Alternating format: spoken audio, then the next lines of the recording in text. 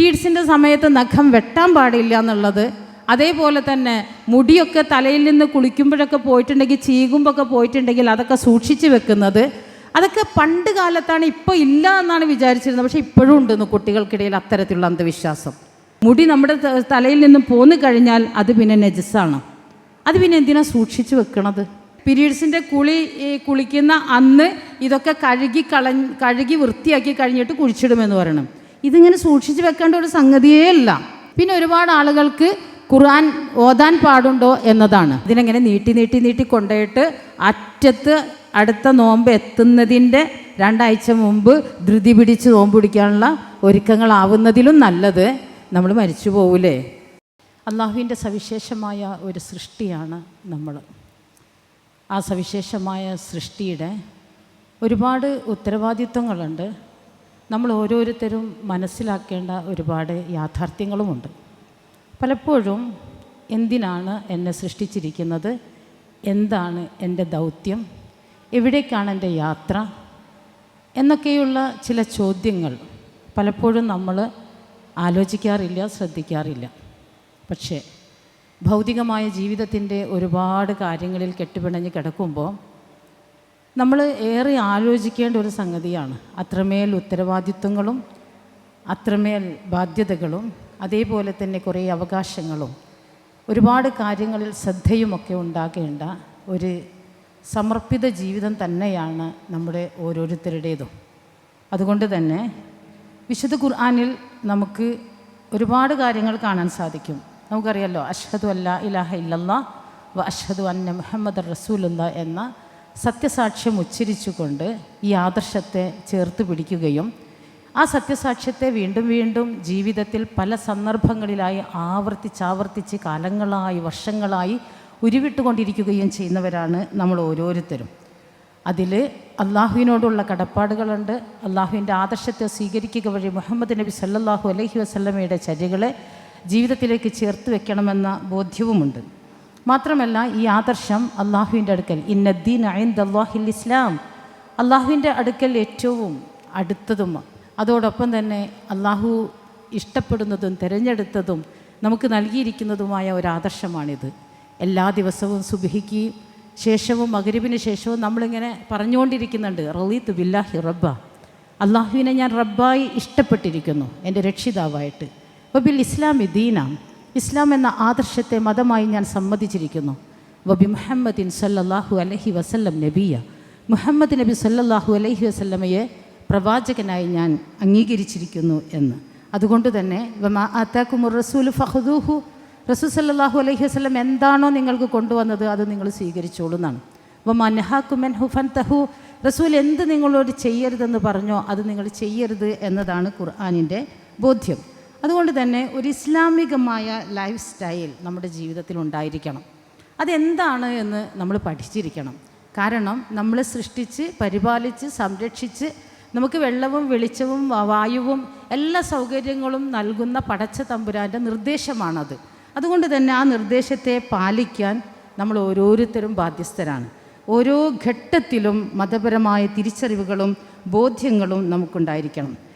നമ്മുടെ നിലനിൽപ്പിന് ആധാരമായിട്ടുള്ള നമ്മുടെ ഈ ശരീരം, അതിൻ്റെ ജൈവികമായിട്ടുള്ള ചില വ്യത്യാസങ്ങൾ, ചില പ്രക്രിയകൾ, അതെന്തൊക്കെയാണ് എന്ന് നമ്മൾ മനസ്സിലാക്കേണ്ടതുണ്ട്. നേരത്തെ പറഞ്ഞു, സ്ത്രീ എന്ന നിലയ്ക്ക് ഒരുപാട് സവിശേഷതകളുള്ളവരാണ് നമ്മൾ. അതുകൊണ്ട് തന്നെ പടച്ച തമ്പുരാനാണ് സൃഷ്ടാവ്, ക്രിയേറ്റർ എന്ന് നമുക്കറിയാം. പക്ഷേ ആ സൃഷ്ടാവ് ഒരു കുഞ്ഞിന് ജന്മം നൽകുമ്പോൾ അല്ലെങ്കിൽ ജീവൻ നൽകുമ്പോൾ, അതിനെ രൂപപ്പെടുത്തുമ്പോൾ, ആ രൂപപ്പെടുത്തുന്നതിൽ ഒരു പങ്ക് വഹിക്കുന്നവരാണ് നമ്മൾ. സൃഷ്ടാവിൻ്റെ കഴിവുകളിൽ നമുക്ക് സ്വാധീനമുണ്ടെന്നോ ഒന്നുമല്ല പറയുന്നത്. പക്ഷേ നമ്മുടെ ഗർഭാശയത്തിലാണ്, സ്ത്രീകളുടെ ഗർഭാശയത്തിലാണ് ഒരു കുഞ്ഞിനെ രൂപപ്പെടുത്തുന്നത് എന്നത് നമുക്കറിയാം.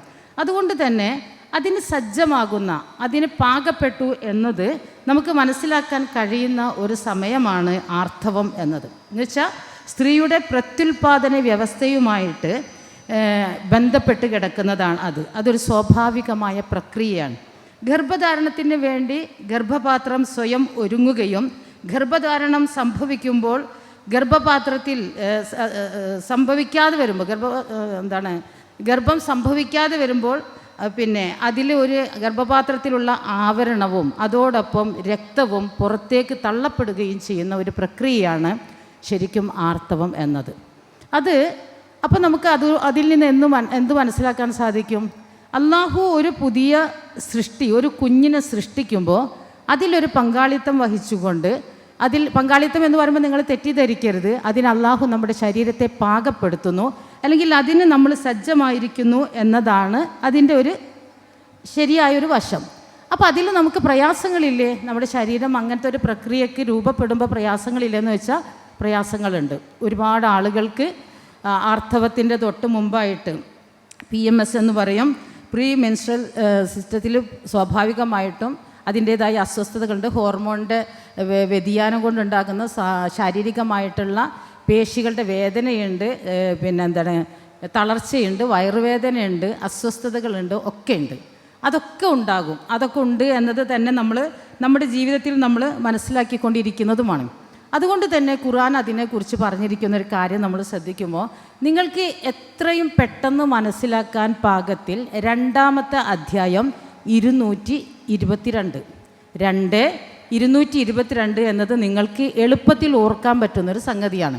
ആ ആയത്തിലാണ് അള്ളാഹു പറയുന്നത്, അഊദു ബില്ലാഹി മിനശ് ശൈത്വാനിർ റജീം ബിസ്മില്ലാഹിർ റഹ്മാനിർ റഹീം വയസ്അലൂനക അനിൽ മഹീർ ഖുൽ ഹുവ അദൻ ഫഅ്തസിലുൻ നിസാഅ ഫിൽ മഹീർ. യസ്അലൂനക വയസ്അലൂനക, അവർ നിന്നോട് ചോദിക്കുകയും ചെയ്യുന്നു, അനിൽ മഹീർ, ആർത്തവത്തെ സംബന്ധിച്ച്, പീരീഡ്സിനെ കുറിച്ച് അവർ നിന്നോട് ചോദിക്കുന്നു. ഖുൽ, മുഹമ്മദ് നബിയെ താങ്കൾ പറഞ്ഞേക്കുക, താങ്കൾ ഈ ലോകത്തെ എല്ലാ മനുഷ്യരോട് പ്രഖ്യാപിച്ചേക്കുക, ഹുവ അദൻ. അദൻ എന്ന വാക്കിന് നമ്മുടെ സമൂഹത്തിൽ പലരും പല അറബി ഭാഷയിൽ അതിന് ഒരുപാട് അർത്ഥങ്ങളുണ്ട്. ചിലരൊക്കെ അതിന് മലിനമാണ്, അത് മ്ലേച്ഛമാണ് എന്നൊക്കെ പറയും. അദൻ എന്ന വാക്കിന് ശരിക്കും അതൊരു ബുദ്ധിമുട്ടാണ്, അതൊരു പ്രയാസമാണ്, അതൊരു ഡിസ്കംഫേർട്ടായിട്ടുള്ളൊരു സംഗതിയാണ് എന്ന് പറയുന്നതാണ് കുറച്ചുകൂടി നല്ലത് എന്ന് തോന്നുന്നു. അതെന്തുകൊണ്ടാണെന്നറിയാം അങ്ങനെ പറയുന്നത്? ഇതൊരു മാലിന്യമാണ്, ഇതൊരു അഴുക്കാണ് എന്നൊക്കെ വരുമ്പോൾ നമ്മൾ ശരീരത്തിൽ നിന്ന് പുറത്തു പോയി കഴിഞ്ഞാൽ അത് മാലിന്യം തന്നെയാണ്. പക്ഷേ മലിനമായ ഒന്നിൽ നിന്ന് അള്ളാഹു ഏറ്റവും നല്ലൊരു പ്രൊഡക്റ്റ് ഉണ്ടാക്കില്ല എന്ന് നമ്മൾ പഠിക്കണം. അത് പുറത്തേക്ക് പോകുമ്പോൾ അത് മലിനമാണ്. പക്ഷെ അതുകൊണ്ട് ആ സ്ത്രീ മലിനമാണ് എന്ന് നമുക്ക് പറയാൻ പറ്റില്ല. ആ സ്ത്രീ മലിനമാണ്, അവളെ കൂടെ ചേർക്കാൻ പാടില്ല, കൂടെ അടുപ്പിക്കാൻ പാടില്ല എന്നൊരു ധാരണയിൽ നിന്നാണ് നമ്മുടെ സമൂഹമല്ലാത്ത, സമുദായമല്ലാത്ത മറ്റിതര സമൂഹങ്ങളിൽ അതിന് പറഞ്ഞിരുന്ന പേര് പോലും പുറത്താവുക എന്നാണ്. പുറത്താവുക എന്ന് പറഞ്ഞിട്ടുണ്ടെങ്കിൽ ആ കുട്ടിക്ക് അടുക്കളയിൽ കയറാൻ പറ്റില്ല, ബെഡ്റൂമിൽ കയറാൻ പറ്റില്ല, അവൾക്ക് വേറെ ഒരു റൂം തന്നെ സെപ്പറേറ്റ് അല്ലെങ്കിൽ വേറെ ഒരു കുടിൽ തന്നെ വെച്ച് കെട്ടിയിട്ട് അവിടെ താമസിപ്പിക്കുന്ന ഒരു രീതി പൂർവിക അല്ലെങ്കിൽ നമ്മുടേതല്ലാത്ത മതങ്ങളിലുണ്ട്. ഈ ആയത്ത് അവതരിക്കാൻ തന്നെ ഒരു കാരണമുണ്ട്. ഈ ആയത്ത് അവതരിക്കാനുള്ള കാരണം ഹദീസിൽ നമുക്ക് കാണാൻ സാധിക്കുന്നത്, അന്നൽ യഹൂദ കാനത്ത് ഇദാ ഹാവത്ത് മിൻഹും ഇംറഅത്തുൻ അഖ്റജൂഹ മിനൽ ബൈത്ത്. യഹൂദികൾ അവരിൽ ഒരു സ്ത്രീക്ക് ആർത്തവം ഉണ്ടായിട്ടുണ്ടെങ്കിൽ വീട്ടിൽ നിന്ന് അവരെ പുറത്താക്കും. ഫലം യുആക്കിലുഹ, പരസ്പരം അവരോട് ഒരുമിച്ചിരുന്ന് ഭക്ഷണം കഴിക്കൂല. വലം യുഷാരിബുഹ, അവരോട് ഒരുമിച്ചിരുന്ന് വെള്ളം കുടിക്കൂല. വലം യുജാമിഉഹ ഫിൽ ബുയൂത്ത്, വീടുകളിൽ ഒരു നിലക്കും അവരുമായിട്ട് ചേർന്ന് നിൽക്കുന്നൊരു സംഗതിയേ ഉണ്ടായിരുന്നില്ല.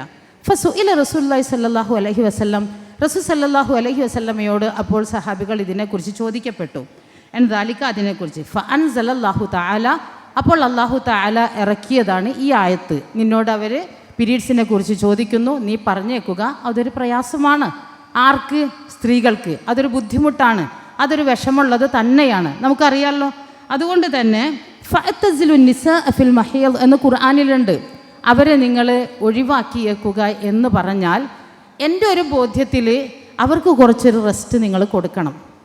സെക്ഷൽ ആയിട്ടുള്ളത് പാടില്ല എന്ന് പറയുമ്പോൾ ഇൻ്റർകോഴ്സ് പാടില്ല, അതല്ലാത്ത വിധത്തിൽ അവർക്കൊരു കുറച്ച് റെസ്റ്റ് കൊടുക്കുക, അവർക്കൊരു കുറച്ചൊരു ഒഴിവ് കൊടുക്കുക, അവരൊന്ന് റെസ്റ്റ് എടുത്തോട്ടെ.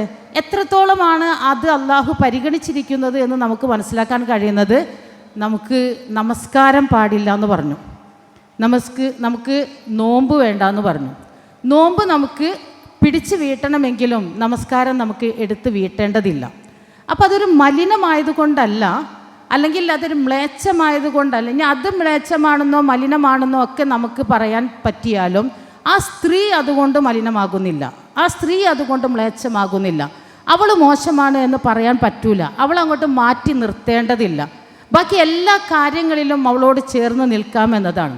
പിന്നെ വൃത്തി എന്നത് വിശുദ്ധ ഖുർആൻ അതിന് ശേഷം തന്നെ അതിൽ പറയുന്നുണ്ട്. പിന്നെ വലാ തഖ്റബൂഹുന്ന ഹത്താ യത്ഹുർന, അവർ ശുദ്ധിയാകുന്നത് വരെ അവരോട് നിങ്ങൾ അടുക്കരുത് എന്ന് പറഞ്ഞിട്ടുണ്ടെങ്കിൽ ശുദ്ധിയാകുന്നത് വരെ സെക്ഷൽ ഇൻ്റർകോഴ്സ് നടത്താൻ പാടില്ല, ലൈംഗിക ബന്ധം പാടില്ല എന്നതാണ് പറയുന്നത്. അതല്ലാത്ത വിധത്തിൽ റസൂൽ സല്ലല്ലാഹു അലൈഹി വസല്ലം തൻ്റെ ഭാര്യമാരെ ചുംബിച്ചിരുന്നു, ചേർത്ത് പിടിച്ചിരുന്നു എന്നൊക്കെ പറയുമ്പോൾ ആ സ്ത്രീ മലിനമല്ല എന്നതും ഇസ്ലാം അനുവദിച്ച പരിമിതികൾക്കുള്ളിൽ നിന്നുകൊണ്ട് മതപരമായ കാര്യങ്ങളെ പൂർണ്ണമായും ഉൾക്കൊണ്ടുകൊണ്ട് തന്നെ അള്ളാഹു അനുവദിച്ച കാര്യങ്ങളൊക്കെ നമുക്ക് ചെയ്യാമെന്നും അതിലൂടെ നമുക്ക് മനസ്സിലാക്കാൻ സാധിക്കുകയാണ്.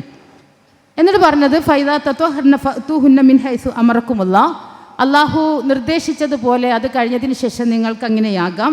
ഇന്നല്ലാഹ യുഹിബ്ബു തവ്വാബീന വയുഹിബ്ബുൽ മുത്തത്വഹിരീൻ എന്നാണ്. അള്ളാഹ്ക്ക് തൗബ ചെയ്യുന്നവരെ ഇഷ്ടമാണ്, ശുദ്ധിയുള്ളവരെ ഇഷ്ടമാണെന്നാണ്.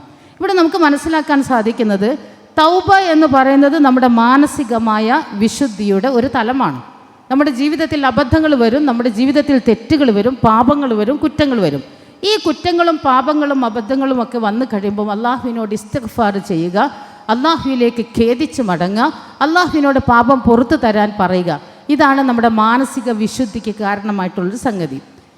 ഈ മാനസിക വിശുദ്ധി നിലനിർത്തിക്കൊണ്ടു പോകുമ്പോൾ തന്നെ ശാരീരികമായ വിശുദ്ധി നമുക്ക് ഓരോരുത്തർക്കും ഉണ്ടായിരിക്കണം എന്നതാണ്. അത് ഇതിൽ മാത്രമല്ല. എന്തിനാണ് 5 നേരം വുദു എടുക്കാൻ പറഞ്ഞിരിക്കുന്നത് എന്ന് ചോദിച്ചാൽ നമുക്ക് മനസ്സിലാക്കാൻ പറ്റുമല്ലോ. പ്രത്യക്ഷമായിട്ട് നമുക്ക് അഴുക്കാകുന്ന ഭാഗങ്ങളിലൊക്കെ ശുദ്ധിയാകണം എന്നതാണ്. വൃത്തിയുള്ള ഡ്രസ്സായിരിക്കണം എന്നതാണ്. വൃത്തിയുള്ള ഇടത്തായിരിക്കണം നമ്മൾ നമസ്കരിക്കണം എന്നതാണ്. വൃത്തിബോധത്തിൻ്റെ വ്യത്യസ്തമായ തലങ്ങളെ വിശുദ്ധ ഖുർആൻ നമുക്ക് പഠിപ്പിച്ച് തരുന്നുണ്ട്. വിശുദ്ധ ഖുർആനിലെ ആയത്തിൽ അള്ളാഹ്ക്ക് വൃത്തി ഇഷ്ടമാണ്, ശുദ്ധി ഇഷ്ടമാണ്, ശുദ്ധി ഉള്ളവരെ അള്ളാഹു ഇഷ്ടപ്പെടുന്നു എന്ന് പറയുമ്പോൾ ആ ശുദ്ധിയുടെ വ്യത്യസ്തമായ തലങ്ങളെ റസൂൽ സല്ലല്ലാഹു അലൈഹി വസല്ലം പഠിപ്പിച്ചു തന്നത് നമുക്ക് അത്ഭുതം തോന്നും. എത്ര നൂറ്റാണ്ട് മുമ്പ് നിങ്ങൾ എഴുന്നേറ്റാൽ ബക്കറ്റിൽ വെള്ളത്തിലേക്ക് നിങ്ങൾ കൈയിടരുത്, അതിൽ നിന്ന് വെള്ളം കോരി കയ്യിലൊഴിച്ച് കൈ കഴുകിയതിന് ശേഷം എന്ന് പറയുമ്പോൾ നിങ്ങൾ പല്ല് തേക്കണം എന്ന് പറഞ്ഞു. എൻ്റെ ലൗല അശുഖ അല ഉമ്മത്തി, എൻ്റെ സമൂഹത്തിന് ബുദ്ധിമുട്ടുണ്ടാകുമായിരുന്നില്ല എങ്കിൽ 5 സമയം പല്ല് തേക്കാൻ ഞാൻ അവരോട് കൽപ്പിക്കുമായിരുന്നു എന്നാണ്. 5 സമയം പല്ല് തേക്കാൻ കൽപ്പിച്ചിരുന്നുവെങ്കിൽ, നമ്മൾ അതേപോലെ 5 സമയം ബ്രഷ് ചെയ്യുന്നവരായിരുന്നുവെങ്കിൽ ഒറ്റ പല്ല് ഡോക്ടർമാരും ആവശ്യമുണ്ടാവില്ല. അപ്പോൾ അത്രമേൽ വൃത്തിയുടെ പ്രാധാന്യം. നിങ്ങൾ കുളിക്കണം, വ്യത്യസ്തമായി കുളിക്കേണ്ട അവസ്ഥകളെക്കുറിച്ച് പറഞ്ഞു. അത് പീരീഡ്സിൻ്റെ കഴിഞ്ഞിട്ടുണ്ടെങ്കിൽ കുളിക്കണമല്ലോ, പ്രസവിച്ച് കഴിഞ്ഞിട്ട് അതിൻ്റെ രക്തം നിന്ന് കഴിഞ്ഞിട്ടുണ്ടെങ്കിൽ നിഫാസ് അത് കഴിഞ്ഞിട്ടുണ്ടെങ്കിൽ നമ്മൾ കുളിക്കണമെന്ന് പറഞ്ഞിട്ടുണ്ട്. അതേപോലെ സ്ത്രീ പുരുഷ ബന്ധത്തിൽ ഏർപ്പെട്ടാൽ കുളിക്കണമെന്ന് പറഞ്ഞിട്ടുണ്ട്. വെള്ളിയാഴ്ച ജുമുഅക്ക് പോകുമ്പോൾ കുളിച്ചിട്ടേ പോകാവൂ എന്ന് പറഞ്ഞിട്ടുണ്ട്. ഉള്ളി തിന്നിട്ട് പോകരുത് എന്ന് പറഞ്ഞിട്ടുണ്ട്. ഉള്ളി തിന്നിട്ട് പോകരുത് എന്ന് പറയുമ്പോൾ ഞാൻ ഉള്ളി കഴിച്ചിട്ടാണ് പോയത് എങ്കിൽ എൻ്റെ വായുടെ ഒരു അസ്വസ്ഥകരമായ മണം അവർക്ക് അനുഭവപ്പെടുന്നത് അവർക്ക് ബുദ്ധിമുട്ടാകും എന്നതുകൊണ്ടാണ്. അപ്പോൾ പിന്നെ കുളിക്കാതെ വിയർത്ത് മുഷിഞ്ഞ രൂപത്തിൽ പോകാൻ പാടില്ലല്ലോ. ഒരു ഉള്ളിയുടെ മണം മാത്രമല്ലല്ലോ, ഒരു മോശം മണവും ഗന്ധവും എൻ്റെ ഭാഗത്തുനിന്ന് ഉണ്ടാകരുത് എന്നത് കൂടി ഇസ്ലാം നമ്മളോട് പറയുന്നുണ്ട്. അതുകൊണ്ടാണ് സ്ത്രീകൾ, നിങ്ങൾ കുട്ടികളല്ലേ, നിങ്ങൾ യുവതികളാകും, നിങ്ങൾക്ക് കുടുംബജീവിതത്തിൻ്റെ ഉത്തരവാദിത്തങ്ങളൊക്കെ വരുമല്ലോ. റസൂൽ സല്ലല്ലാഹു അലൈഹി വസല്ലമയുടെ ഒരു ഹദീസിൽ നമുക്ക് കാണാൻ സാധിക്കുന്നത് എന്താണ്? ഇദാ നദർത, ഭർത്താവ് അല്ലെങ്കിൽ ഇണ തൻ്റെ ഇണയിലേക്ക്, ഭാര്യയിലേക്ക് നോക്കിയാൽ അവന് സന്തോഷം നൽകുന്നതാണ്. നോക്കിയാൽ സന്തോഷം നൽകുക എന്ന് പറഞ്ഞാൽ എന്താണ്? നോക്കിയാൽ ഇങ്ങനെ സന്തോഷം നൽകണമെന്നുണ്ടെങ്കിൽ കുളിച്ചൊരുങ്ങി വൃത്തിയായിട്ടൊക്കെ നിൽക്കുമ്പോഴല്ലേ. നമ്മുടെ സമൂഹത്തിലെ സ്ത്രീകൾ എപ്പോഴാണ് കുളിച്ചൊരുങ്ങി വൃത്തിയായിട്ടൊക്കെ വല്ലവരൊക്കെ കാണാൻ വേണ്ടിയിട്ടാണ്. ഭർത്താവിൻ്റെ മുമ്പിൽ പലപ്പോഴും അങ്ങനെ നിൽക്കാറില്ല. ഭർത്താവിൻ്റെ മുമ്പിലാണ്, ഭർത്താവിൻ്റെ റൂമിലേക്ക് അല്ലെങ്കിൽ ഇണയുടെ റൂമിലേക്ക് കടക്കും. ഇണയും അതുപോലെ ആയിരിക്കണം. നീ ഇഷ്ടപ്പെടുന്നത് അവൾക്കും അവൾ ഇഷ്ടപ്പെടുന്നത് നിനക്കും എന്നൊക്കെ പറയുമ്പോൾ 2 കൂട്ടരും ഒരേപോലെ വൃത്തിബോധമുള്ളവരായിരിക്കണം. പല്ല് തേക്കണം, അതേപോലെ വൃത്തിയിൽ നടക്കണം എന്നൊക്കെ പറയുമ്പോൾ ആ നല്ല എവിടെയാണ് നമുക്ക് ഒരുപാട് കുട്ടികൾ ഇന്ന് പുറത്തു പോകുമ്പോൾ സുഗന്ധദ്രവ്യങ്ങൾ പൂശുന്നവരാണ്. ഇസ്ലാം അത് അനുവദിക്കുന്നില്ല. പുറത്തു പോകുമ്പോൾ മുസ്ലിം സ്ത്രീകൾക്ക് സുഗന്ധദ്രവ്യങ്ങൾ പൂശാൻ പാടില്ല. പക്ഷെ അകത്തവർക്കതാവാം. അകത്താകാം എന്ന് പറയുമ്പോഴെന്താ, ഇണയോടൊത്തുള്ള ജീവിതത്തിൽ, കുടുംബജീവിതത്തിൽ അവർക്ക് സുഗന്ധം പൂശാം എന്നതാണ്. നമ്മൾ നേരെ തിരിച്ച് ചെയ്യുന്നത് അള്ളാഹു പറഞ്ഞ കാര്യങ്ങളിൽ നിന്നും നേരെ തിരിച്ച് ശൈത്താൻ്റെ ഉപദേശങ്ങളാണ് സ്വീകരിച്ചു കൊണ്ടിരിക്കുന്നത്. ഏറ്റവും ഭംഗിയായി വസ്ത്രധാരണം ചെയ്ത്, നിങ്ങൾക്ക് കുറേ ചോദ്യം ഉണ്ടാവും. അപ്പോൾ അങ്ങനെയാണ് അടുക്കളയിൽ പണിയെടുക്കാൻ പറ്റുമോ എന്നൊക്കെ. എല്ലാം എടുക്കാൻ പറ്റും, നമ്മളൊന്ന് ശ്രദ്ധിച്ചാൽ മാത്രം മതി. ഏതെങ്കിലും ഒരു പേക്കോലത്തിൽ ഏറ്റവും മുഷിഞ്ഞ മാക്സി ഇട്ട് ഒട്ടും മുടി ചീകി കെട്ടാതെ ഒരു കോലും ഇല്ലാതെ പീറക്കോലത്തിൽ നിൽക്കാൻ ഇസ്ലാം നമ്മളോട് പറഞ്ഞിട്ടില്ല. ഏറ്റവും വൃത്തിയായിട്ടായിരിക്കണം, ഏറ്റവും നല്ല ഡ്രസ്സായിരിക്കണം, ഏറ്റവും ഇങ്ങനെ ഇഷ്ടപ്പെടുന്ന വിധത്തിലായിരിക്കണം, സുഗന്ധദ്രവ്യങ്ങൾ പൂശിയിട്ടായിരിക്കണം. അങ്ങനത്തെ ഒരു മാറ്റം നമ്മുടെ സമൂഹത്തിൽ ഉണ്ടാവണം എന്നുണ്ടെങ്കിൽ നിങ്ങളൊക്കെ വിചാരിച്ചാൽ തന്നെ നടക്കും എന്ന് നമ്മൾ മനസ്സിലാക്കുക. അതുകൊണ്ട് തന്നെ വൃത്തി എന്ന് പറയുന്നത് ശാരീരികമായ വൃത്തിയും മാനസികമായ വൃത്തിയും ആത്മീയമായ വൃത്തിയും സമന്വയിപ്പിച്ചുകൊണ്ടുള്ളൊരു ജീവിതമാണ് ഇസ്ലാം നമ്മളിൽ നിന്ന് ആഗ്രഹിക്കുന്നതും ഇസ്ലാം നമ്മളോട് നിർദ്ദേശിച്ചിട്ടുള്ളതും. അങ്ങനെ ഈ നിങ്ങൾ ആലോചിച്ച് നോക്ക്, എൻ്റെയും നിങ്ങളുടെയും ആത്മാവിനെയാണ് നാളെ അള്ളാഹുവിൻ്റെ മലക്കുകൾ പിടിക്കുന്നത്. ഈ ആത്മാവാണ് അള്ളാഹുവിൻ്റെ അടുക്കൽ സൂക്ഷിക്കപ്പെടുന്നത്. നമ്മുടെ ശരീരമാണ് ഖബറിൽ കൊണ്ടുവച്ചിട്ട് അത് നശിച്ചു പോകുന്നത്. ഈ ആത്മാവ് ശുദ്ധമായിരിക്കണമല്ലോ. ഖദ് അഫ്ലഹ മൻ സക്കാഹ വഖദ് ഖാബ മൻ ദസ്സാഹ. തീർച്ചയായും അതിനെ ശുദ്ധീകരിച്ചവൻ വിജയിച്ചു. ഈ ശുദ്ധീകരിക്കപ്പെട്ട ആത്മാവിനെ മലിനമായ ഒരു പെട്ടിയിൽ വെക്കാൻ പറ്റൂലല്ലോ. മലിനമായ ശരീരത്തിൽ നല്ല ആത്മാവിനെ സ്വീകരിക്കാൻ സാധ്യമല്ല. നമ്മളൊരു സോപ്പ് പെട്ടിയിൽ സോപ്പ് വെക്കുമ്പോൾ അതിൻ്റെ രണ്ട് ഭാഗമുണ്ട്. ഒന്ന് മൂടിയാണ്, ഒന്ന് മറ്റേ ഭാഗമാണ്. അതിന് ഹോൾസ് ഉണ്ടാകും. സോപ്പ് അതിൽ വെച്ചിട്ടുണ്ടെങ്കിൽ വെള്ളം ഊർന്നു പോകാൻ വേണ്ടിയിട്ടാണ്. നേരെ മറിച്ച് ആ സോപ്പിനെ ഇപ്പുറത്തേക്ക് വെച്ചിട്ടുണ്ടെങ്കിൽ അവിടെ വെള്ളം പോകാനുള്ള ഹോൾസ് ഇല്ല. അതുകൊണ്ട് തന്നെ വെള്ളം വീണിട്ടുണ്ടെങ്കിൽ ആ സോപ്പ് അലിയും, അത് മോശമാകും. ഇതേപോലെ ഒരു സാധനത്തിനെ വെക്കുന്ന കൂട് നല്ലതായിരിക്കണം. നമ്മുടെ ആത്മാവിനെ സൂക്ഷിച്ചിരിക്കുന്ന ഈ ശരീരം വൃത്തിയുള്ളതായിരിക്കണം എല്ലാ തരത്തിലും. അതുകൊണ്ട് തന്നെ നമ്മൾ മനസ്സിലാക്കേണ്ടത്, പടച്ച തമ്പുരാൻ നമുക്ക് വെച്ചിരിക്കുന്ന ഈ നിർദ്ദേശങ്ങളിൽ സ്ത്രീകൾ എപ്പോഴും എല്ലാവിധത്തിലും ശുദ്ധിയായിരിക്കണം. അതല്ലാതെ ഒരു പീരീഡ്സിൻ്റെ സമയം എന്നതുകൊണ്ട് അവൾ മോശമായി പോകുന്നില്ല എന്നത് നമ്മൾ മനസ്സിലാക്കേണ്ടതാണ്. ഈ ഏറ്റവും വലിയൊരു ഉത്തരവാദിത്വം സ്വീകരിക്കാൻ വേണ്ടിയിട്ടുള്ള ഒരു തുടക്കം എന്ന നിലക്കാണ് ഈ ആർത്തവം അള്ളാഹു നിശ്ചയിച്ചിരിക്കുന്നത് എങ്കിൽ അതിന് വ്യത്യസ്തമായ രൂപത്തിൽ കാണുന്ന ഒരുപാട് ആളുകളുണ്ട്. അത് ആഘോഷമാക്കുന്ന സമൂഹങ്ങളുണ്ട്. നമ്മുടെ സമൂഹത്തിലും മുമ്പൊക്കെ അങ്ങനെ തന്നെയായിരുന്നു. ഇപ്പം അങ്ങനെ ഉണ്ടോയെന്ന് എനിക്കറിയില്ല. അതിനാഘോഷമാക്കേണ്ടതാണെന്ന് വെച്ചാൽ ഒരു തിരിച്ചറിവിൻ്റെയും ബോധ്യത്തിൻ്റെതുമാണത്. ഒരുപാട് പലഹാരങ്ങളും സ്വർണ്ണാഭരണങ്ങളൊക്കെ കൊണ്ടു കൊടുക്കുന്ന അവസ്ഥയുണ്ട്.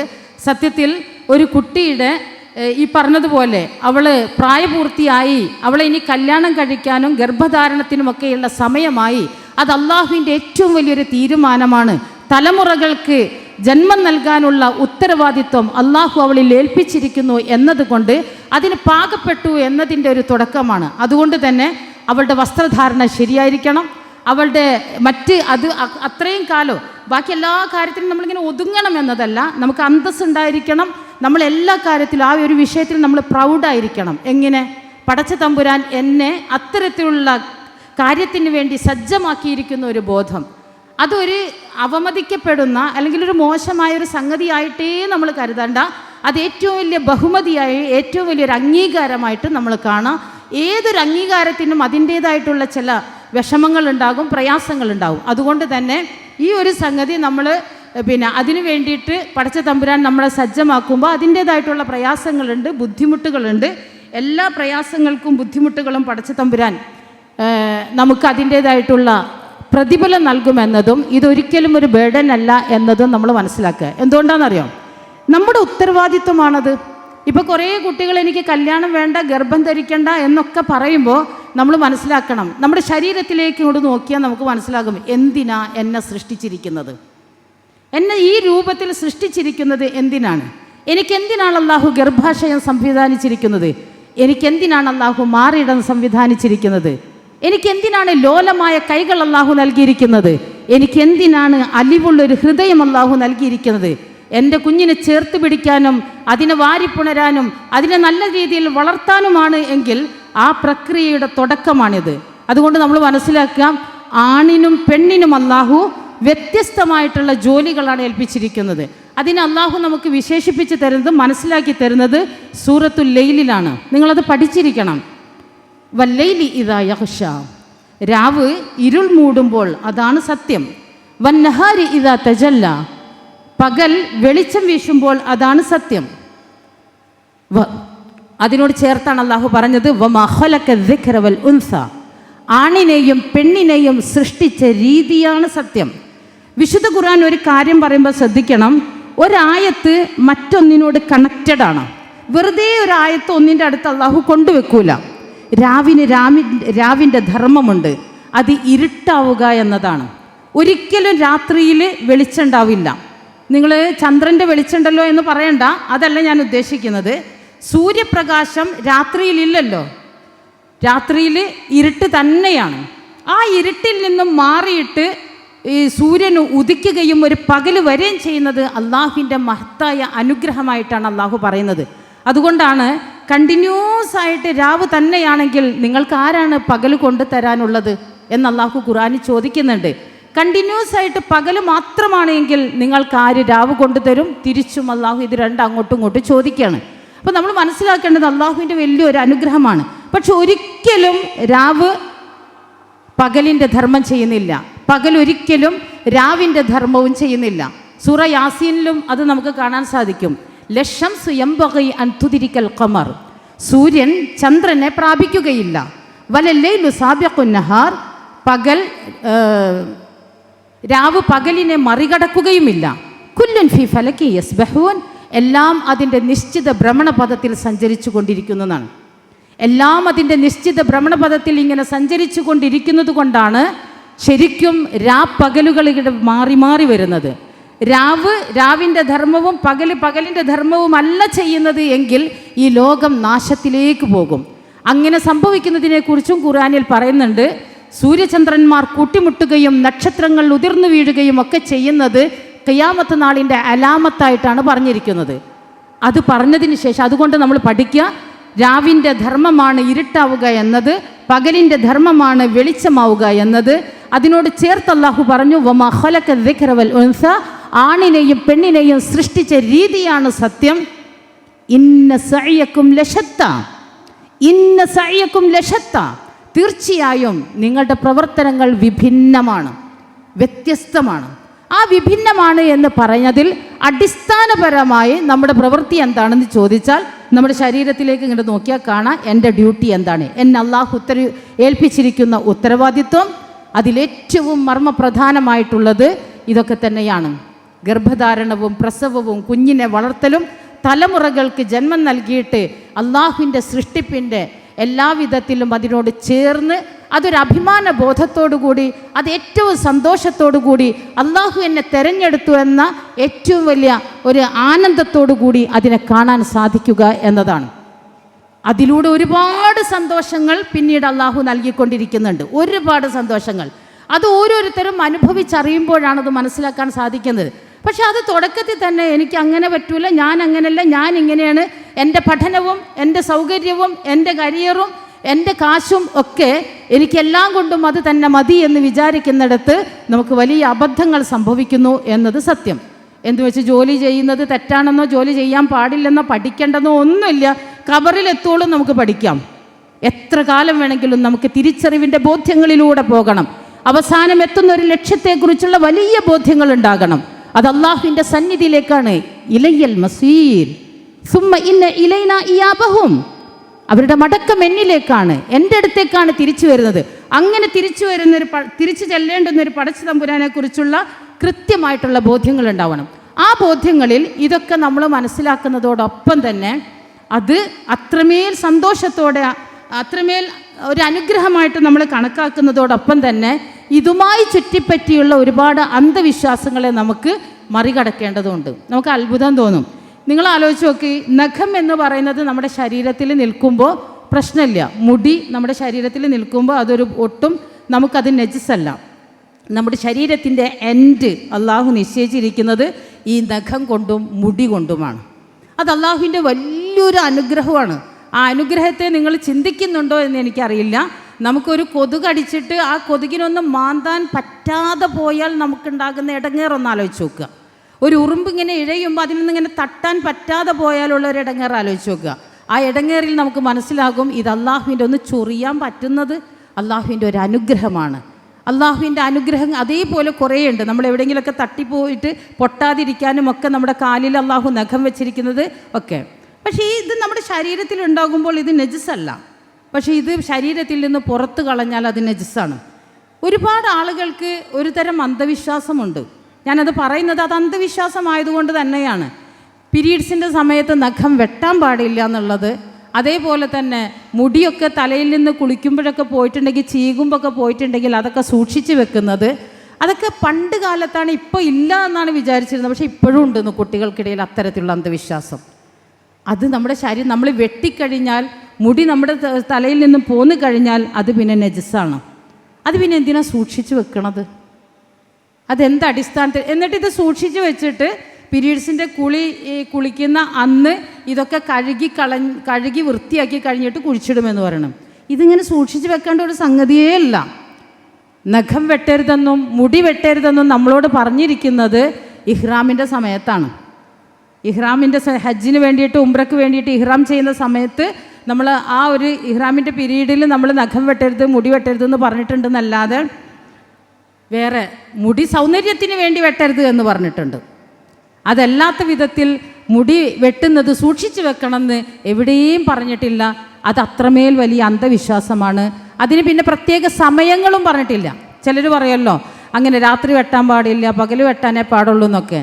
രാത്രിയാണെങ്കിലും പകലാണെങ്കിലും അവിടെ ഇവിടെയൊക്കെ വെട്ടിയിടരുത് എന്നതും, വീട്ടിനകത്തൊക്കെ വെട്ടി അവിടെ ഇവിടെ ഇതാക്കരുത്, നമ്മൾ വെട്ടിയിട്ടുണ്ടെങ്കിൽ അത് കൊണ്ട് കളയണം എന്നതൊക്കെയാണ് നമ്മൾ പഠിക്കേണ്ട പാഠങ്ങൾ. അതല്ലാതെ അതുമായി മറ്റൊന്നുമില്ല എന്ന് പഠിക്കാം. അതേപോലെ പീരീഡ്സ് കഴിഞ്ഞിട്ടുണ്ടെങ്കിൽ, ഈ ആദ്യത്തെ പീരീഡ്സൊക്കെ കഴിഞ്ഞിട്ടുണ്ടെങ്കിൽ പിന്നെ കുളിപ്പിക്കാൻ പ്രത്യേക ആളുകൾ, അത് അമ്മായിയുടെ അവകാശമാണെന്നോ കുഞ്ഞുമ്മയുടെ അവകാശമാണെന്നോ ഒക്കെ പറയുമ്പോൾ എന്തിനാ അങ്ങനെയൊന്നുമില്ല, നമുക്ക് തന്നെ കുളിക്കാം. കുളിക്കുന്നതിന് റസൂൽ സല്ലല്ലാഹു അലൈഹി വസല്ലം പറഞ്ഞ മാനദണ്ഡങ്ങൾ, അതിലേറ്റവും പ്രധാനപ്പെട്ടത് ജനാബത്ത് കുളിയാണെന്നുണ്ടെങ്കിലും അതേപോലെ തന്നെ പീരീഡ്സിൻ്റെ കുളിയാണെന്നുണ്ടെങ്കിലും ശരീരം മുഴുവൻ നനയുക എന്നതാണ് ഏറ്റവും ഫർളായിട്ടുള്ളൊരു സംഗതി. പിന്നെ സുന്നത്തായിട്ടുള്ള കാര്യങ്ങളുണ്ട്. അത് പല്ല് തേക്കുക, അതേപോലെ തന്നെ ലൈംഗിക അവയവങ്ങളൊക്കെ വൃത്തിയായിട്ട് കഴുകുക, പിന്നെ ഒതു എടുക്കുക. ഫസ്റ്റ് ഒതു എടുക്കണം. ഒരുപാട് ആളുകൾക്ക് കുളിച്ച് കഴിഞ്ഞിട്ടേ ഒതു എടുക്കാൻ പാടുള്ള എന്ന അബദ്ധധാരണ ഉണ്ട്. അങ്ങനെയില്ല. ഫസ്റ്റ് ഒതു എടുക്കുക. ഒതു എടുത്ത് കഴിഞ്ഞതിന് ശേഷം വലതുഭാഗത്ത് വെള്ളമൊഴിക്കുക. അതൊക്കെ സുന്നത്താണ്. പല്ല് തേക്കുന്നതും ഒക്കെ തന്നെ സുന്നത്താണ്. വലതുഭാഗത്ത് വെള്ളമൊഴിക്കുക, തല ആദ്യം കഴുകുക, പിന്നെ ദേഹം വലതുഭാഗം തേക്കുക, ഇടതുഭാഗം തേക്കുക. ഓക്കെ, അത്രയേ ഉള്ളൂ. നമ്മൾ ഇതൊക്കെ തന്നെ പഠിച്ചു കഴിഞ്ഞിട്ടുണ്ടെങ്കിൽ നമുക്ക് മയ്യത്ത് കുളിപ്പിക്കാൻ പോലും സൗകര്യമാകും എന്ന് കൂടി നമ്മൾ മനസ്സിലാക്കുക. പിന്നെ പീരീഡ്സ് ആയി കഴിഞ്ഞിട്ടുണ്ടെങ്കിൽ നമ്മൾ 7 ദിവസമാണ് മാക്സിമം ഹൈള് എന്ന് പറയുന്നത്. 7 ദിവസം കഴിഞ്ഞിട്ടുണ്ടെങ്കിൽ ഇസ്തിഹാദ എന്നതിന് പേര് മാറ്റം വരികയാണ്. എന്ന് വെച്ചാൽ അത് ഒരു ദാലിക ഇർക്കുൻ, റസൂൽ സല്ലല്ലാഹു അലൈഹി വസല്ലം പറഞ്ഞത് അതൊരു രോഗമാണ് എന്നാണ്. അപ്പോൾ 7 ദിവസത്തിൽ കൂടുതൽ കഴിഞ്ഞിട്ടുണ്ടെങ്കിൽ അതൊരു രോഗമാണ്. നിങ്ങൾ കുളിച്ചാൽ നിസ്കരിക്കേണ്ടി വരുമോ എന്ന് വിചാരിച്ച് ദിവസങ്ങൾ ഇങ്ങനെ നീട്ടിക്കൊണ്ടുപോകുന്നുണ്ട് എങ്കിൽ നിങ്ങളെ അറിയുന്ന യഅലമു ഖായിനത്തൽ അയ്യുനി വമാ തുഖ്ഫി സുദൂർ, കണ്ണിൻ്റെ കട്ടുനോട്ടം അറിയുന്ന, മനുഷ്യ മനസ്സിൻ്റെ ഉള്ളറകളിലുള്ളതെല്ലാം അറിയുന്ന പടച്ച തമ്പുരാൻ നമ്മളെ കാണുന്നുണ്ട്, നമ്മളെ അറിയുന്നുണ്ട്, നമ്മൾ മനസ്സിലാക്കുന്നുണ്ട് എന്നൊരു ബോധം ഉണ്ടാവണം. അപ്പോൾ നമ്മൾ ശ്രദ്ധിക്കേണ്ട കാര്യങ്ങളൊക്കെ നമ്മൾ ശ്രദ്ധിക്കുക. 7 ദിവസത്തിനുള്ള 5 ദിവസമാണ് കണക്ക്, കൂടിയാൽ 7 ദിവസം. 7 ദിവസം കഴിഞ്ഞാൽ നമ്മൾ എന്തായാലും നമ്മൾ ആരാധനാ കർമ്മങ്ങളിലൊന്നും മുടക്കം വരുത്തരുത്, നമ്മൾ ചെയ്യണം. പിന്നെ ഒരുപാട് ആളുകൾക്ക് ഖുർആൻ ഓതാൻ പാടുണ്ടോ എന്നതാണ് നമ്മൾ പഠിക്കേണ്ടത്. പീരീഡ്സ് എന്ന് പറയുന്നത് ഇന്നും നിലയുള്ളതല്ലല്ലോ, മനുഷ്യാരംഭം തുടങ്ങിയുള്ളതാണ്. കാരണം ഹവ്വ ബീവി തുടങ്ങിയിട്ട് മനുഷ്യ സമൂഹത്തെ അള്ളാഹു സൃഷ്ടിച്ചിട്ടുണ്ടല്ലോ. മനുഷ്യ സമൂഹത്തിൻ്റെ സൃഷ്ടിപ്പിൻ്റെ തുടക്കം എന്ന നിലക്കാണല്ലോ നമ്മളിത് മനസ്സിലാക്കുന്നത്. അപ്പോൾ അതുകൊണ്ട് തന്നെ പക്ഷേ റസൂൽ സല്ലല്ലാഹു അലൈഹി വസല്ലമയുടെ കാലഘട്ടത്തിൽ ഖുർആൻ ഇതേപോലെ ഇല്ലല്ലോ. അന്ന് കല്ലുകളിലാണ്, എല്ലുകളിലാണ്, മരത്തിലാണ്, അതേപോലെ ഈത്തപ്പനയുടെ ഓലകളിലാണ്, അങ്ങനെയൊക്കെയാണ് ഉണ്ടായിരുന്നത്. അപ്പോൾ പിന്നെ എങ്ങനെയാണ് എന്ന് നമ്മൾ ആലോചിച്ച് നോക്കുക. അപ്പോൾ അതുകൊണ്ട് തന്നെ ഈ വിധത്തിലുള്ളൊരു ഖുർആൻ അന്നുണ്ടായിരുന്നില്ല. അതുമായി ബന്ധപ്പെട്ട ഒരൊറ്റ സഹിഹായ ഹദീസുകളും ഖുർആൻ എടുക്കാൻ പാടില്ല എന്ന് പറഞ്ഞിട്ട് നമുക്ക് കാണാൻ പറ്റൂല. ഓതാൻ പാടില്ല എന്ന് പറഞ്ഞിട്ട് നമുക്ക് കാണാൻ പറ്റൂല. മാത്രമല്ല ഹജ്ജിൻ്റെ സമയത്ത് നമ്മൾ പഠിക്കേണ്ടത്, ഹജ്ജിൻ്റെ ഏറ്റവും മർമ്മപ്രധാനമായ സംഗതി എന്ന് പറയുന്നത് അൽ ഹജ്ജ് അൽ അറഫ. ഹജ്ജ് എന്ന് പറയുന്നത് അറഫയിലെ സമ്മേളനമാണ്. അറഫയിൽ സമ്മേളിക്കുക എന്നതാണ്. അതിന് നമുക്ക് പറ്റും പീരീഡ്സ് ആയിരിക്കുമ്പോൾ. മുസ്ദലിഫയിൽ രാപ്പാർക്കാൻ പറ്റും, മിനയിൽ താമസിക്കാൻ പറ്റും, ജംറകളിൽ എറിയാൻ പറ്റും. അതേപോലെ തന്നെ ഹജ്ജിൻ്റെ ഭാഗമായിട്ടുള്ള സഫ മർവയിൽ നടക്കാൻ പറ്റും. ആകെ പാടില്ല എന്ന് പറഞ്ഞത് തവാഫ് മാത്രം. കഅബ തവാഫ് ചെയ്യാൻ പാടില്ല എന്നതല്ലാത്ത വേറൊരു കാര്യം ഹജ്ജുമായി ബന്ധപ്പെട്ട് വിലക്കിയിട്ടില്ല. നിസ്കരിക്കാനും പാടില്ല. അപ്പോൾ നമ്മൾ ആലോചിച്ച് നോക്കുക, ആ സന്ദർഭങ്ങളിലൊക്കെ തന്നെ നമുക്ക് എന്ത് ചെയ്യേണ്ടതുണ്ട്? നമുക്ക് ദിക്റുകൾ ചൊല്ലേണ്ടതുണ്ട്, ഖുർആൻ പാരായണം ചെയ്യേണ്ടതുണ്ട്, നമുക്ക് ഒരുപാട് കാര്യങ്ങൾ, പിന്നെ ഇതേപോലെ പ്രാർത്ഥനകളും ഖുർആൻ പാരായണവും മറ്റൊക്കെ ആയിട്ട് നമുക്ക് ചെയ്യേണ്ടതുണ്ട്. അപ്പോൾ ഒക്കെ എടുക്കണ്ടെന്ന് പറഞ്ഞാൽ നമുക്ക് പറ്റുമോ? അത് നമുക്ക് സാധ്യമാവുന്ന ഒരു സംഗതിയേ ഇല്ലല്ലോ. അപ്പോൾ അതുകൊണ്ട് തന്നെ അങ്ങനെ ഒരു സംഗതി ഇല്ല എന്നത് നമ്മൾ മനസ്സിലാക്കുക. നമ്മൾ ശ്രദ്ധിക്കേണ്ടത്, ഉപേക്ഷിക്കേണ്ടത് നോമ്പ് നമ്മൾ ഈ പീരീഡ്സിൻ്റെ സമയത്ത് നമ്മൾ എടുക്കാൻ പാടില്ല. അതും ഞാൻ മനസ്സിലാക്കുന്നത്, നമുക്ക് ശാരീരികമായിട്ടുള്ള അസ്വസ്ഥതകളുണ്ട്, നമുക്ക് ഒരുപാട് പ്രയാസങ്ങളുണ്ട്, നമുക്ക് പറ്റണില്ല. അതുകൊണ്ട് അള്ളാഹുവിനെ ആരാധിക്കുന്ന നമസ്കാരം നിങ്ങൾ ആ സമയത്ത് നിങ്ങൾ അതിൽ നിന്നും മുക്തമാണ്. നോമ്പ് നിങ്ങൾക്ക് പിന്നീട് പിടിച്ചു വീട്ടണം. ഈ പിടിച്ചു വീട്ടണം എന്ന് പറയുമ്പം ഒരുപാട് സമയത്തേക്ക് നമ്മളിങ്ങനെ അതിനെങ്ങനെ നീട്ടി കൊണ്ടുപോയിട്ട് അറ്റത്ത് അടുത്ത നോമ്പ് എത്തുന്നതിൻ്റെ 2 ആഴ്ച മുമ്പ് ധൃതി പിടിച്ച് നോമ്പ് പിടിക്കാനുള്ള ഒരുക്കങ്ങളാവുന്നതിലും നല്ലത് നമ്മൾ മരിച്ചു പോവില്ലേ? എപ്പോൾ വേണമെങ്കിലും നമ്മൾ മരിച്ചു പോവില്ലേ? അപ്പോൾ മരിച്ചു പോകും എന്നൊരു ബോധ്യത്തിൽ നിന്ന് നമുക്ക് എപ്പോൾ നോമ്പെടുക്കാൻ പറ്റും? നമുക്ക് ശരിക്കും ഈ എന്താ പറയുക, ഈ റംദാൻ കഴിഞ്ഞ് നിങ്ങൾക്ക് സൗകര്യമുള്ള സമയത്ത്, നിങ്ങളുടെ സ്കൂൾ അവധിയിൽ തൊട്ടടുത്ത അവധി വരുന്ന സമയത്തോ, അല്ലെങ്കിൽ നിങ്ങൾക്ക് കുറച്ചും കൂടി സൗകര്യമുള്ള മറ്റേതെങ്കിലുമൊക്കെ ഒരു സമയത്ത് നിങ്ങളത് പിടിച്ചു വീട്ടണം. ഇനി ഒരുമിച്ച് നിങ്ങൾക്ക് പിടിച്ചു വീട്ടാൻ പറ്റണില്ല എന്ന് വരികയാണെന്നുണ്ടെങ്കിൽ നിങ്ങൾക്ക് ഒരെണ്ണം പിടിച്ച് 2 ദിവസം കഴിഞ്ഞിട്ട് പിന്നെ ഒരെണ്ണം പിടിച്ച്, അല്ലെങ്കിൽ ഒരാഴ്ച കഴിഞ്ഞിട്ട് 2 എണ്ണം പിടിച്ച് നിങ്ങളുടെ സൗകര്യമുള്ള സമയത്ത് പിടിക്കുമ്പോൾ മനസ്സിലാക്കേണ്ടത്, ഒരു കാരണവശാലും സുന്നത്ത് നോമ്പിൻ്റെ കൂടെ ഈ ഫർള് നോമ്പ് വീടൂല എന്ന് മനസ്സിലാക്കുക. ഒരുപാട് പേർക്ക് അങ്ങനെയുണ്ട്. സുന്നത്ത് നോമ്പ് എടുക്കുന്നതോട് കൂടി ഫർള് നോമ്പ് അതിൻ്റെ കൂടെ വീടും എന്നത്. നമ്മൾ സുന്നത്ത് നമസ്കരിച്ചിട്ട് ഫർള് നമസ്കാരം വീടൂലല്ലോ. അതേപോലെ തന്നെയാണ് ഫർളായിട്ട് തന്നെ നമ്മൾ നിയത്ത് വെച്ച് പിടിക്കേണ്ടതുണ്ട്. അതിങ്ങനെ ലാഗ് ചെയ്ത് പോകാതിരിക്കുക. അള്ളാഹുവിൻ്റെ സന്നിധിയിലേക്ക് എപ്പോൾ വേണമെങ്കിലും നമ്മൾ വിളിക്കപ്പെടുമെന്നൊരു ബോധ്യത്തിൽ നിന്നാണ് അള്ളാഹുവിന് വേണ്ടിയിട്ടുള്ള കർമ്മങ്ങളെ ഇങ്ങനെ എന്താ പറയുക, ഇങ്ങനെ നീട്ടി കൊണ്ടുപോകാതെ കഴിവിൻ്റെ പരമാവധി എത്രയും പെട്ടെന്ന് നമുക്കത് ചെയ്ത് തീർക്കാൻ സാധിക്കുന്നത്. അതുകൊണ്ട് തന്നെ ഇത്തരത്തിലുള്ള വിഷയങ്ങളെ നമ്മൾ കൂടുതൽ മനസ്സിലാക്കിയിട്ട് അതിനനുസരിച്ച് നമ്മുടെ ജീവിതത്തെ നമ്മൾ ക്രമപ്പെടുത്തുക എന്നുള്ളതാണ്. ഒരുപാട് കാര്യങ്ങളിൽ പടച്ച തമ്പുരാൻ നമ്മളോട് ഇത്തരത്തിലുള്ള നിർദ്ദേശങ്ങൾ നൽകുന്നത് അള്ളാഹുവിൻ്റെ മതത്തെ അറിഞ്ഞ് ബോധ്യപ്പെട്ട് അവനിലേക്ക് ചേർന്ന് നിന്നുകൊണ്ട് നമ്മുടെ വരുംകാല ജീവിതത്തെ ഏറ്റവും മനോഹരമാക്കി തീർക്കാനുള്ള ഒരു ഉപാധി എന്ന നിലക്കാണ് ഇതൊക്കെ പറഞ്ഞു തരുന്നത്.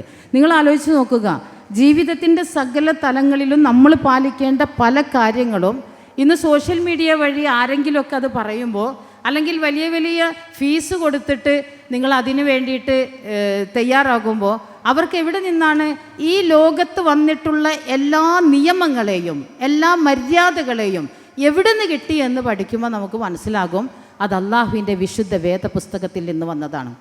സ്വഭാവത്തിൻ്റെയും പെരുമാറ്റത്തിൻ്റെയും വൃത്തിയുടെയും സംസ്കാരത്തിൻ്റെയും ഒട്ടനേകം മൂല്യങ്ങൾ പകർന്നു തന്നത് എവിടെ നിന്നാണ്?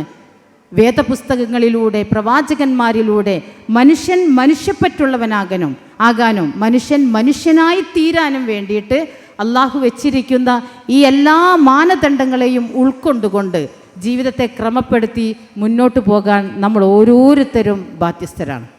അതിനനുസരിച്ചായിരിക്കണം നമ്മുടെ ജീവിതം. പക്ഷെ അതെങ്ങനെ അള്ളാഹ് പറഞ്ഞു? ആ പറഞ്ഞ പരിമിതിക്കുള്ളിൽ നിൽക്കണം. പല കാര്യങ്ങളെക്കുറിച്ച് നമ്മൾ പഠിക്കുമ്പോൾ നമുക്ക് അത്ഭുതം തോന്നും. ഖുർആൻ പറയുന്നുണ്ട്, പിന്നെ എന്താണ്, തിൽക ഹുദൂദുല്ലാ, അത് അള്ളാഹുവിൻ്റെ നിയമപരിധികളാണ്. വലാ തഅതദൂഹ, നിങ്ങൾ അതിനെ മറികടക്കരുത് എന്നൊക്കെ വ്യത്യസ്തമായ വിഷയങ്ങളെക്കുറിച്ച് ഖുർആൻ പറയുന്നിടത്ത് പ്രത്യേകമായി ഊന്നി പറയുന്നുണ്ട്. ഈ വിഷയങ്ങളിലൊക്കെ തന്നെ റസൂൽ സല്ലല്ലാഹു അലൈഹി വസല്ലം നമുക്ക് പഠിപ്പിച്ച് തന്നിട്ടുള്ള മതത്തിൻ്റെ ബോധ്യങ്ങളിലൂടെ മുന്നോട്ട് പോകാൻ നമുക്ക് സാധിക്കണം. എന്നിട്ട് അള്ളാഹു അനുവദിച്ച് തന്ന എല്ലാ മേഖലയിലും നമുക്ക് ഇടം പിടിക്കാം. അള്ളാഹു അനുവദിക്കാത്ത ഒരു തരത്തിൽ നമ്മൾ പോകരുത്. അവിടെയൊക്കെ നമ്മൾ മനസ്സിലാക്കേണ്ടത് നമുക്ക് ഒരു ലക്ഷ്യത്തിലേക്ക് ചെല്ലാനുള്ളതാണ്. അവിടെ നമുക്ക് അത്രമേൽ സ്വീകാര്യമായി, അത്രമേൽ ഇഷ്ടത്തോടെ നമ്മൾ സ്വീകരിക്കുന്ന ഒരവസ്ഥ ഉണ്ടാകണമെന്നുണ്ടെങ്കിൽ അള്ളാഹുവിൻ്റെ നിയമപരിധികളെ മറികടക്കാതെ എന്തൊക്കെയാണത് എന്ന് ശരിക്ക് പഠിച്ച് മനസ്സിലാക്കി ആ നിയമപരിധിക്കുള്ളിൽ നിന്ന് ജീവിക്കാം. സ്വാതന്ത്ര്യമുണ്ട്, ഏത് വേണമെങ്കിലും സ്വീകരിക്കാൻ അള്ളാഹു സ്വാതന്ത്ര്യം നൽകിയിട്ടുണ്ട്. ആ സ്വാതന്ത്ര്യത്തെ ദുരുപയോഗം ചെയ്ത രണ്ടാളുകളെ കുറിച്ച് നിങ്ങൾക്കറിയാമല്ലോ. നമ്മുടെ സമൂഹത്തിലുള്ള രണ്ടാളുകൾ, അവർ നിയമപരമായി അത് വാങ്ങിച്ചെടുത്ത്, എനിക്ക് ആ പേര് പറയാൻ പോലും അറപ്പും വെറുപ്പും ആയതുകൊണ്ടാണ് ഞാനത് പറയാത്തത്. അപ്പോൾ എല്ലാ സ്വാതന്ത്ര്യം അള്ളാഹു നൽകിയിരിക്കുന്നു എന്നത് ശരിയാണ്. പക്ഷെ മുസ്ലിമാണോ ആ സ്വാതന്ത്ര്യത്തിന് അള്ളാഹു പരിധി വെച്ചു, ആ സ്വാതന്ത്ര്യത്തിന് പരിമിതി നിശ്ചയിച്ചു. എനിക്ക് നന്നായിട്ട് ഡ്രൈവ് ചെയ്യാൻ അറിയാം, എൻ്റെ കയ്യിൽ നല്ല വാഹനമുണ്ട്, ഞാൻ ഡ്രൈവ് ചെയ്യുന്ന റോഡ് അത്രമേൽ നല്ലതാണ്. ആ റോട്ടിലൂടെ ഞാൻ ഒരു നിയന്ത്രണവുമില്ലാതെ ഡ്രൈവ് ചെയ്താൽ എത്ര നല്ല വാഹനമാണെങ്കിലും, എത്ര നല്ല ഡ്രൈവറാണെങ്കിലും, എത്ര നല്ല റോഡാണെങ്കിലും ഉറപ്പ് അപകടം സംഭവിക്കും. അത്തരത്തിലുള്ള അപകടങ്ങൾ സംഭവിക്കാതിരിക്കാൻ പടച്ച തമ്പുരാൻ നമ്മളോട് പറഞ്ഞു, നിങ്ങൾ അങ്ങനെയാകരുത്. എന്തുകൊണ്ട് ഉമ്മമാർക്ക് ഇന്ന് പെൺകുട്ടികൾ തമ്മിൽ കൂട്ടുകൂടുമ്പോൾ പേടി തോന്നുന്നത്? അത്തരത്തിലുള്ള വൃത്തികെട്ട സമ്പ്രദായങ്ങൾ. വൃത്തി ഉണ്ടാകണം എന്ന് പറഞ്ഞാൽ മനസ്സിന് വൃത്തി ഉണ്ടാകണം, ശരീരത്തിന് വൃത്തി ഉണ്ടാകണം. വൃത്തിയുള്ള ഒരു ആദർശത്തെ സ്വീകരിച്ചവർ അത്രമേൽ നല്ല മനുഷ്യരായി ജീവിക്കണം. എന്നിട്ട് അത്രമേൽ മോശമായി ജീവിച്ച അതേപോലെയുള്ള ആളുകൾ പൂർവ്വ നൂറ്റാണ്ടുകൾ ഉണ്ടായിട്ടുണ്ട്. നിങ്ങൾ പഠിച്ചിട്ടുണ്ടാകും ലൂത്ത് നബിയുടെ സമൂഹം. അതുകൂടെ പറഞ്ഞ് ഞാൻ നിർത്തുകയാണ്. ലൂത്ത് നബിയുടെ സമൂഹം സ്വർഗ്ഗരതിക്കാരായിരുന്നു. അവരെ ശിക്ഷിക്കാൻ വേണ്ടി അള്ളാഹു മലക്കുകളെ പറഞ്ഞയച്ചപ്പോൾ ആ മലക്കുകളുടെ അടുത്തേക്ക് കാമാർത്തിയോടുകൂടി അവർ വന്നു. ആ സമൂഹത്തെ അള്ളാഹു ആദ്യം അവരുടെ കണ്ണിൻ്റെ കാഴ്ച അള്ളാഹു നഷ്ടപ്പെടുത്തി. നിന്ന നിലയിൽ അള്ളാഹു അവരുടെ കണ്ണിൻ്റെ കാഴ്ച കളഞ്ഞു. പിന്നീട് അള്ളാഹു അവരുടെ മേൽ ചരൽ വർഷിച്ചു. ചരലെന്ന് പറയുമ്പോൾ ഒരു തുള്ളി മഴ വീണാൽ, ശക്തിയിൽ പെയ്താൽ നമുക്ക് നോവും, വേദനിക്കും. നമുക്ക് മഴ പെയ്യുന്നത് പോലും ഇങ്ങനെ ചെരിഞ്ഞ് വീഴുള്ളൂ, നമുക്ക് വേദനിക്കാതിരിക്കാൻ. അത്രമേൽ അള്ളാഹുവിന് നമ്മളോട് അലിവുണ്ട്. എന്നിട്ട് ഈ ചരൽ അള്ളാഹു വർഷിച്ചു, അള്ളാഹുവിൻ്റെ കനത്ത ശിക്ഷ. അത് കഴിഞ്ഞതിന് ശേഷം ആ ഭൂമിയെ അള്ളാഹു കീഴ്മേൽ മറിച്ചു. വൃത്തിയില്ലാത്ത, ശ്രദ്ധയില്ലാത്ത, അതിരുവിട്ട ജീവിതത്തിൻ്റെ ഫലമായിട്ട് ആ ഭൂമി അള്ളാഹു ഇന്നും മറ്റുള്ള ലോകത്തെ എല്ലാ മനുഷ്യർക്കും ചിന്തിക്കാനും പഠിക്കാനും ആലോചിക്കാനുമായി അതേപോലെ നിലനിർത്തിയിരിക്കുന്നു. സീറൂ ഫിൽ അർള് ഫൻദുറൂ കൈഫ കാന ആഖിബത്തുൽ മുകദ്ദിബീൻ. നിങ്ങൾ സഞ്ചരിക്കൂ ആ ഭൂമിയിലൂടെയൊക്കെ, എന്നിട്ട് നിങ്ങൾ നോക്കിക്കാണണം എങ്ങനെയാണ് അള്ളാഹുവിനെ നിഷേധിച്ച ആളുകളുടെ പര്യവസാനമെന്ന്. അതുകൊണ്ട് അള്ളാഹു നമുക്ക് നൽകിയിരിക്കുന്ന ഓരോന്നും നമ്മുടെ ചിന്തകൾക്കപ്പുറം, നമ്മുടെ ആവലാദികൾക്കപ്പുറം നല്ലത് മാത്രമാണ്. അള്ളാഹു ഒരിക്കലും നമുക്കൊരു ദോഷവും സംഭവിക്കൂല. നമ്മളെടുത്ത് വന്നു പോകുന്ന അബദ്ധങ്ങൾ കൊണ്ടാണ് ദോഷങ്ങൾ ഉണ്ടാവുന്നത്. അതുകൊണ്ട് പടച്ച തമ്പുരാനെ മനസ്സിലാക്കി അവനെ ഉൾക്കൊണ്ട് ഏറ്റവും നല്ല അഭിമാന ബോധത്തോടു കൂടി ഒരുപാട് കഴിവുകളും സിദ്ധികളുമുള്ള ഒരു സ്ത്രീ ജന്മം എന്ന നിലക്ക് നമ്മുടെ എല്ലാ അനുഗ്രഹങ്ങളെയും മനസ്സിലാക്കി ഉൾക്കൊണ്ട് അള്ളാഹുവിന് വഴിപ്പെട്ട് ജീവിക്കുകയും അവൻ്റെ നിയമ പരിധികളെ മറികടക്കാതെ ജീവിക്കുകയും ചെയ്യുന്ന ഏറ്റവും നല്ല സുഹൃതവന്മാരിൽ അള്ളാഹു നമ്മെ എല്ലാവരെയും ഉൾപ്പെടുത്തി അനുഗ്രഹിക്കുമാറാകട്ടെ. എല്ലാ നിലക്കും ഈ പ്രൗഢമായ സദസ്സിന് ഇത് സംഘടിപ്പിച്ച സംഘാടകർക്ക് അള്ളാഹുവിൻ്റെ അനുഗ്രഹമുണ്ടാകട്ടെ എന്ന് പ്രാർത്ഥിക്കുകയാണ്. ഇവിടെ നിന്ന് കിട്ടുന്ന എല്ലാ നന്മകളും ഹൃദയത്തിലേക്ക് ചേർത്ത് വെച്ച് വരുംകാല ജീവിതത്തിന് അത് ഗുണകരമാകട്ടെ എന്ന് പ്രാർത്ഥിച്ചുകൊണ്ട് ഞാൻ എൻ്റെ വാക്കുകൾ അവസാനിപ്പിക്കുന്നു. റബ്ബന തഖബ്ബൽ മിന്ന ഇന്നക അൻത സമീഉൽ അലീം വതുബ് അലൈന ഇന്നക അൻത തവ്വാബുർ റഹീം വഗ്ഫിർ ലനാ യാ ഗാഫിറൽ മുസ്ലിമീൻ ബിറഹ്മതിക യാ അർഹമർ റഹീമീൻ. അല്ലാഹുമ്മ സ്വല്ലി വസല്ലിം അലാ അബ്ദിക വനബിയിക മുഹമ്മദിൻ സല്ലല്ലാഹു അലൈഹി വസല്ലം വഅലാ ആലിഹി വസഹ്ബിഹി അജ്മഈൻ വസലാമുൻ അലൽ മുർസലീൻ വൽഹംദുലില്ലാഹി റബ്ബിൽ ആലമീൻ. അസ്സലാമു അലൈക്കും വറഹ്മത്തുള്ളാഹി.